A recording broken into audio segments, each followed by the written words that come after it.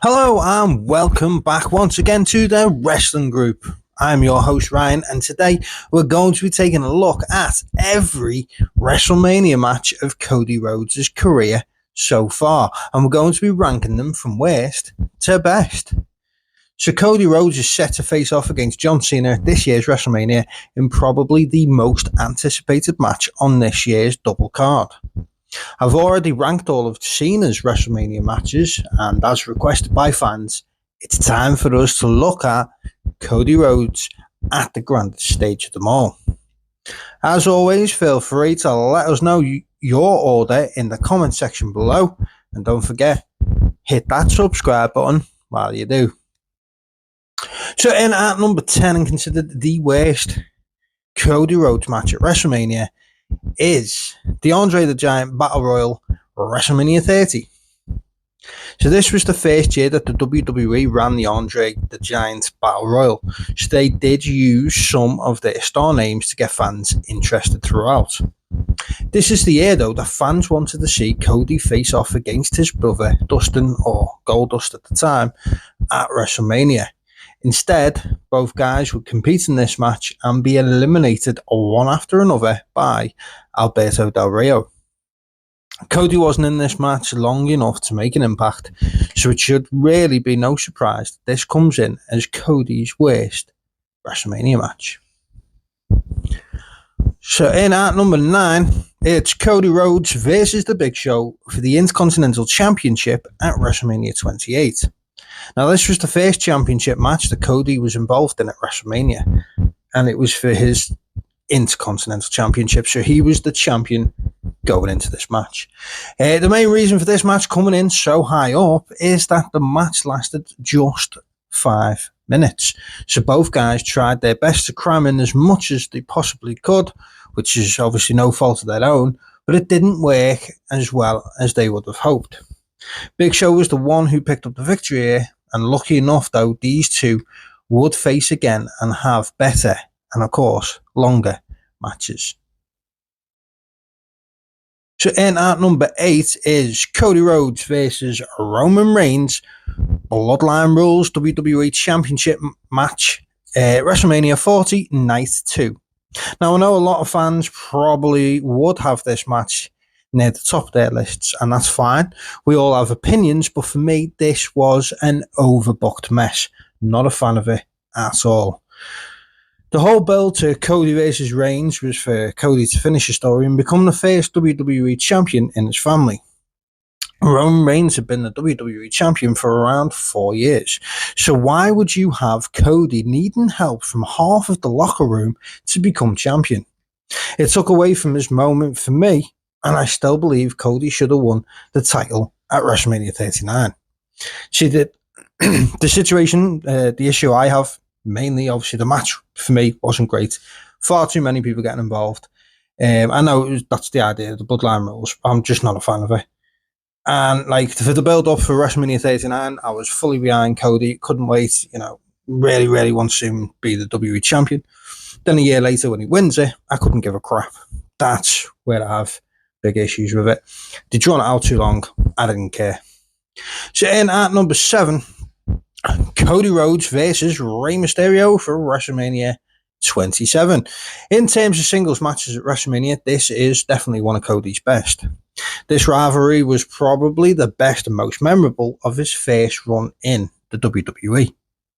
Rey Mysterio, of course, is a legend, and that is for a reason, and it's matches like this where he is able to show just how good he is. The match flowed really well, and the chemistry between these two was easy to see from the start. Cody was the dastardly heel, and he was able to use this to pick up the victory using Rey's knee brace to help him do so. In at number 6, Cody Rhodes versus Randy Orton versus Ted DiBiase Jr. This was in fact Cody's first match at WrestleMania, way back in 2010, and the build up to it was the implosion of Legacy. The faction had proven to be very effective together, and this match was the payoff to that, with all three guys set to go their separate ways afterwards. Cody and Ted initially worked together to try and take down their former leader and mentor, Orton, but Orton would eventually prove to be too much for the younger duo. The Viper was victorious in this match, but after hard work from all three, this match proved to be a solid end to the Legacy storyline. So in at number 5, Cody Rhodes and Seth Rollins versus The Rock and Roman Reigns at WrestleMania 40 Night 1. So the original plan by WWE was to have The Rock versus Roman Reigns at WrestleMania 40. And after they messed that storyline up big time and the fans hijacked the idea with the "We Want Cody" trend, this is what WWE settled for instead.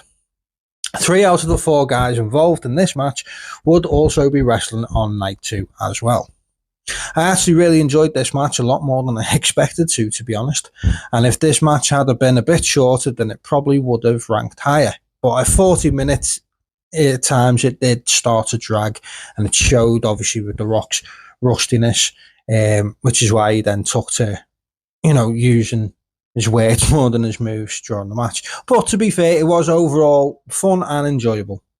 And the end definitely picked up the pace with The Rock picking up the victory over Cody to set the tone for the match at night 2. So in at number 4, we have Cody Rhodes versus Roman Reigns for the WWE Championship at WrestleMania 39 Night 2. Now, this was the first time these two faced off against each other at WrestleMania, with many fans believing that Cody was going to come out on top and beat Roman Reigns and end his reign of terror at the top of the company. That, unfortunately, wasn't actually what WWE had in mind, though. The match itself was pretty decent, the atmosphere was electric, and this match definitely had one of those big fight feels to it.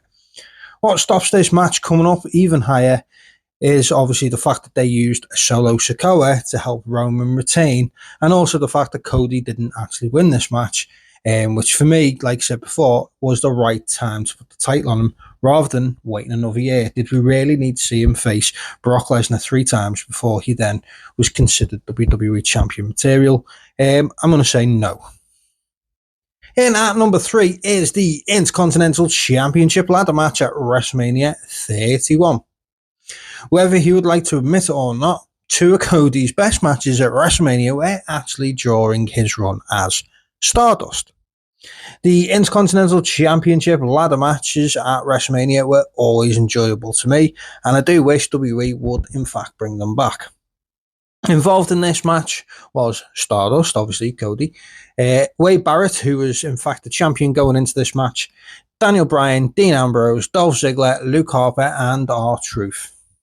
Now, Cody had a decent showing in this match, which is never easy to do in one of those multi-man matches. Whether it was hitting a trust fall to the outside of the ring or being suplexed onto a ladder by Wade Barrett, he did not shy away from the carnage in this match.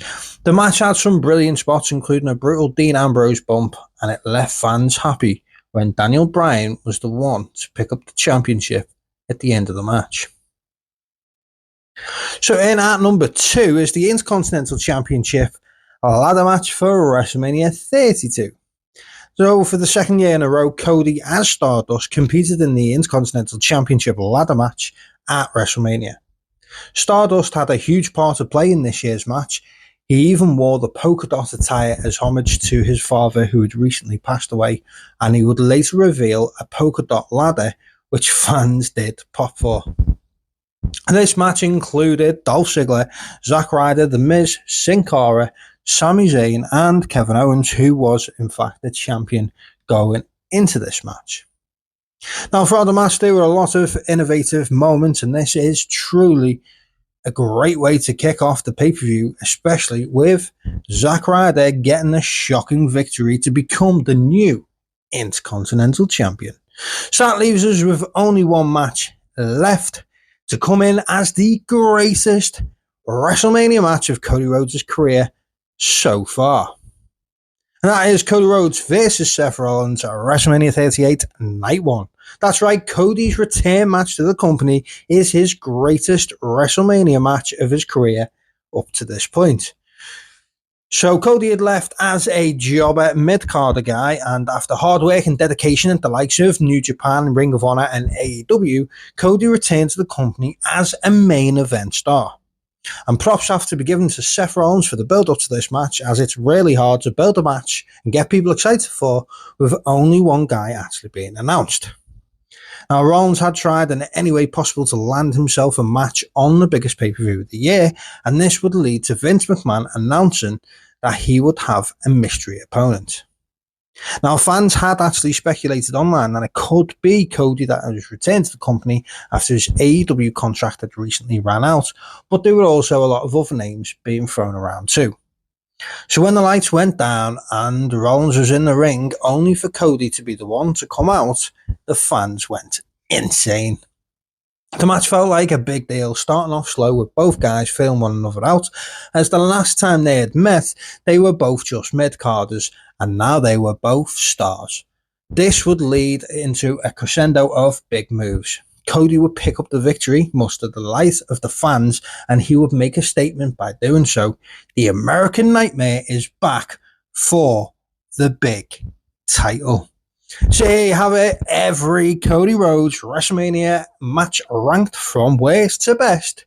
Do you agree with our list? Obviously, let us know in the comment section below, and also let me know who you think is going to win between Cody Rhodes and John Cena this weekend at WrestleMania. And as always, don't forget to like, drop us a comment, and of course, subscribe to the Wrestling Group today.